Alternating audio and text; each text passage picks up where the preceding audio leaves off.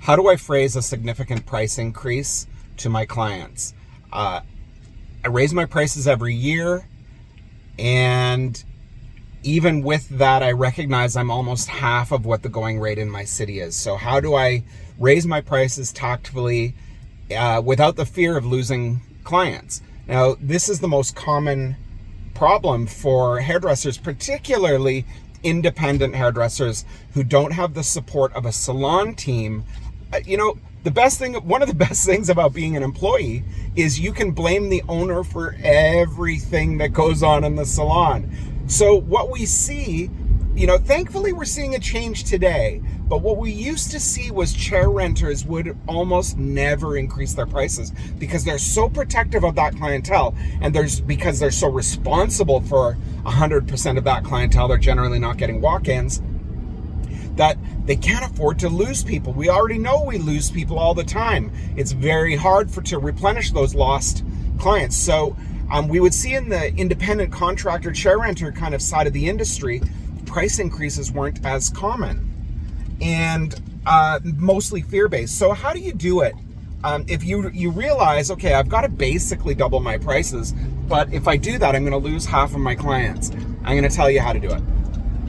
That was a long intro. I apologize. So, first thing you do is you have tiered pricing, okay? You can straight today, if you feel like your pricing should be double what it is, you need to double your prices tomorrow. And guess what? You don't make an apology, you don't make an announcement, you don't tell anybody that you're doing it, you just simply do it. Hopefully, if you're an independent hairdresser, you've got a website, just double your prices tomorrow, okay? Now, that doesn't mean we take advantage of those people that helped us get busy and that had been with us since our prices were low. We don't do that to those people, okay? So that is only for new clients. So new clients get an immediate double of the price. Old clients, you just raise those clients 5 to 10% every year. 10% is probably reasonable. I'm going to just say if you're charging half what you think you should be charging based on your area, I'm going to go out on a limb, assuming this is not New York or LA, and I'm going to just say you're probably charging $40 for a haircut and the going rate seems to be $80 in your area. So, your $40 haircut clients, you're going to raise those 10% a year, 40 to 44. The next year, they're going to 48. The next year, they're going to 53. And, within 5 years, you've got those people up at the sort of 75 range, 70 range anyways. So that's more of an incremental thing. And your goal here is we actually want to lose a few of your existing clients because we got to make room for the new clients, right? If basically we're doubling our price, every new client, now this is just pure math. This is just pure math. Every new client is worth 2 of the old ones. So you can afford to lose 2 clients if you replace them with 1 new one. But those clients that you've lost are loyal clients, and it's very hard to create a brand new loyal client. But we do want to lose a couple people. Mrs. Smith, who comes in every 6 weeks or 5 weeks for her root touch-up and is on a fixed income, and you've been keeping her price artificially low, that $4 increase, that might tip the scale, and then that's it for her. Or maybe you want to keep your price low for her because you enjoy the visit and you feel kind of part of the family. That's cool too. But that 10% is going to probably cause a few people to leave, but that creates space in your book for that brand new client at that higher price. So that we have to let go of a little bit of the fear, not all of it, because you don't want to shock your clientele and lose everybody and then have to rebuild. Now here's the most important thing. If you were undercharging by half in your area and you don't have a massive waiting list, you might be performing to the level that you're charging. Okay, you might be only giving $40 or $50 worth of service. You might not deserve to be getting, even though the going rate and the hairdressers around you, and you're saying like, well, I've been doing hair for 30 years. I don't know how long this person, but I've been doing hair for 30 years, and all these kids who've been doing hair for 3 years, 4 years are charging more than me, so I got to increase my price. You do have to be objective and look at the service that you're offering, the style of service that you're offering. How do you show up dressed every day? Is your hair cool like mine? Are you dressed? What does your salon look like? When was the last time you gave it a fresh coat of paint? How does it look? What's the vibe for the clients? Does it feel cool? Like, does it feel like the client that's willing to pay $80 is going to walk into your place and say, hell yeah, this is the spot? You got to be objective. You got to look at these things. And I'll tell you, one of the things that people forget is you cannot just meet expectations, okay? You have to exceed expectations. I remember, I guess now it's 30 years ago when I first started doing hair. Well, more like 34 years ago. But 30 years ago when I first started on my trajectory towards being a somewhat successful hairdresser, I was $25 for a haircut. That's 30 years ago. Today I'm $250. So I've increased my price by 10 times over the course of 30 years. Like, on one hand, you go, $250 is crazy. But if you think that, you know, over 30 years, I've raised my price, say $5, you know, to $10 a year, that's about in line. Like, that's really where that should be. But for a lot of people, they look at my pricing. I have a brand new client today. I don't charge my old clients $250. I charge my old clients anywhere between $100 to $175, $200. But today, this morning, I have a brand new client. And here's what's really, really key about getting those new clients in at that higher price. What it does is it forces me, and hopefully you, if you think about it this way, to work way harder, okay? It forces you to elevate your game, because not only do you have to meet the $80 standard of what somebody's going to be paying, you have to blow it out of the frickin' water. If you go out for an expensive dinner and you're not blown away and it just met your expectations, you're like, huh, yeah, it was expensive as shit. Like, so yeah, of course it was decent. It was super expensive. They need to blow you away, okay? They need to do something that you've never experienced before. They need to take you to a new place. Now, for a hairdresser, that's sometimes that's easy. You know why it's easy? Because a lot of hairdressers suck. A lot of hairdressers think it's just about doing good hair. And yes, absolutely doing good hair is you know, key. But that's the bare minimum expectation.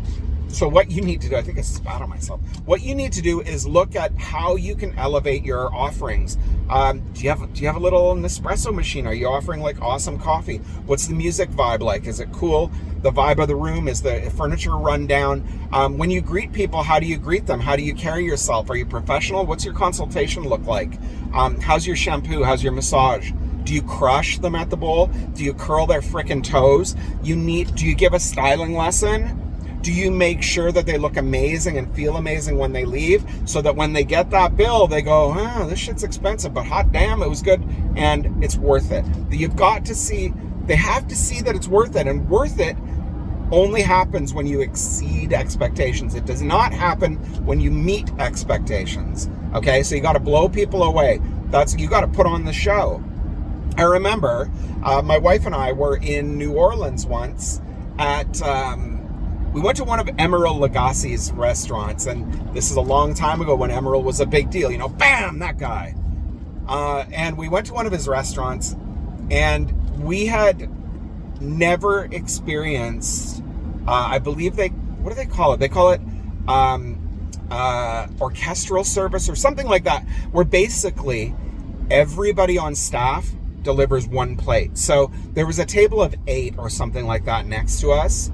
And so the servers all lined up, the whole restaurant's servers lined up because they work together, and each is carrying one plate, and then they converge on the table in this great formation, and everybody presents their plate. I'd never seen this before. And by the way, guys, one of the things that I've always done in our business is I never look at the hair industry. I always look at other industries. I look at restaurants and hotels. How do restaurants and hotels continue to... You know, what do they do? What can they do that I can bring that might be unique to my business? So we saw this, I can't remember what it's called for service. Somebody can remind me if anybody watches this. And we're like, holy shit, that is so freaking cool. I love that. Now, I don't know how I can make something like that happen in our business, but one of the things that we used to always do is when our door opened, everybody in the business would look up and say hello like in a Japanese restaurant. We used to do that all the time.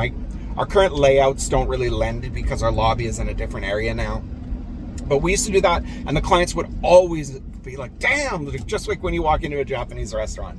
One of the other things they did at Emeril's restaurant, they had this jalapeno cornbread, and it was out of this freaking world. If you're gonna make cornbread in New Orleans, it better be good. And it was the best freaking cornbread I've ever had in my life. And we had an early flight out the next morning, and my wife is God love her. When she likes food, she really loves food, and I want to make sure she's taken care of because I don't bring a whole lot to the table. So at least I can try to keep her fed with what she likes when she likes it. So I asked the server, I said, do you think that you could wrap up a couple of cornbread muffins for us to take home? We've got an early flight in the morning, and like for me, clearly I'll eat anything. For my wife, if she likes something, I want her to, she really relishes it. For me, something has to be pretty awful for me not to eat it. So the server ended up in a beautiful takeout gift kind of box almost thing with a gorgeous presentation, gave us 6 of these insanely good muffins. It's like the best thing ever. Anyways, those are the types of things that we walked out of that. Yes, we spent some money on that restaurant, but we walked out going, that place was awesome. What a great experience. I'm telling you about it a decade later. I could also, or decade, probably 15 years. I could also tell you stories about the insanely negative experiences that I've had at some of the most expensive, insane restaurants around. I could tell you about my dinner at Lumiere, where it was one of the worst dining experiences of my life. It was not about the food. It was about the service. So, for hairdressers, the hair is a given. The hair must be good. Goes without saying that the hair is good. You cannot deliver just good hair. You've got to elevate your service. You've got to elevate your standards. You've got to go in there with the goal of blowing somebody away. And I'll tell you, it's very easy. The things that we do, an amazing professional, look the part, first of all. Your place has to look good. You got to look good. You got to look like the type of person that the person looks at you go, I trust this person immediately. I have faith in this person. Greet them in a professional way. Lead them to your chair. Turn your chair for them. Thorough consultation. Shut up and listen. Ask them these questions. What do you love? What do you love about your hair? What do you wish your hair? What would your fantasy hair look like? What did you like about your last hairdresser? Why are you here today? Why are you not with your last hairdresser? Those types of things. The best shampoo you could ever imagine. Do not rush it. Okay? Luxury spa treatment. Give them the haircut, whatever. Give them a good haircut. Then the blowout. You've got to teach them how to style their hair. I always start at the front. I'm a one-trick pony, guys, but my one trick works. I teach them how to style the front. Who cares what's going on behind them? The only person who cares what's going on behind them is maybe the person behind them at Safeway, or maybe their husband. Gazing! And that's awful. Anyway, teach them how to style the front. That way they're not blowing out their arms trying to style the back and then they run out of time. Okay, and then make retail suggestions. That's all you got to do. Ask for the referral, all of those little things. You do everything right, you will be okay. Make sure you ask for the referrals, because if somebody's coming in to spend $80, they have friends that'll spend $80 as well. Now, here is the kicker. Here's the best part of this, guys. All of those good things that you did for that new high-priced client is going to trickle over into your work for your lower-priced client. And you're going to improve your quality of work for them, so that therefore the price increase that you hit them with, the 10% price increase, is going to seem high value to them. They're going to say, well, I got to say, it is damn well worth it, right? Because when people get in a sense of, when they get comfortable with a price, you get a little bit comfortable. We tend to under-deliver if we feel like we're underpricing ourselves. We tend to say, like, I own schools, right? If somebody bitches in our school, I'm like, what are you talking about? It's a $20 haircut. Like, I'm not gonna fall all over myself for a $20 haircut for you. It's a different mentality. So raise your price, and you're gonna increase what you give. So one of the things that I did when I knew I wanted to raise my price, I started hanging around more expensive hairdressers. And now, I mean, I can go on forever on these things. So I hung around Ted Gibson a little bit, and I watched Ted Gibson. and I learned so much from him. And I thought, Ted was, I think, raising his price to $950, so I thought I'm going to raise my price to $95. I went from $65 to $95. I believe Ted went from $650 to $950. It was a big deal. Well, for me, this was a big deal as well. I was getting close to that $100 barrier, and I don't think anybody in my city was charging $100. And so I took a class with Ted specifically. So not because I wanted to learn a haircut, because I wanted to see what his client care looked like. Okay, and I watched him on TV as well, but I wanted to see what his client care looked like. And it's the same thing with Nick Arrojo. I watched what that client care on television. I mean, I'm friendly with Nick, so I could see him up close and personal in classes and things like that. But I also watched him on TV, and I still do that to this day. I'll go watch old what not to wear consultations, and then I'll see, I need to elevate that and bring that to my game. If you watch the way the highest level people perform, and you just make a little bit of your own, bring it to you, all of a sudden you carry yourself a little bit differently.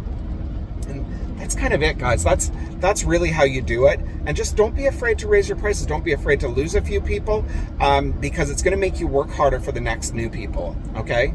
Have a great day.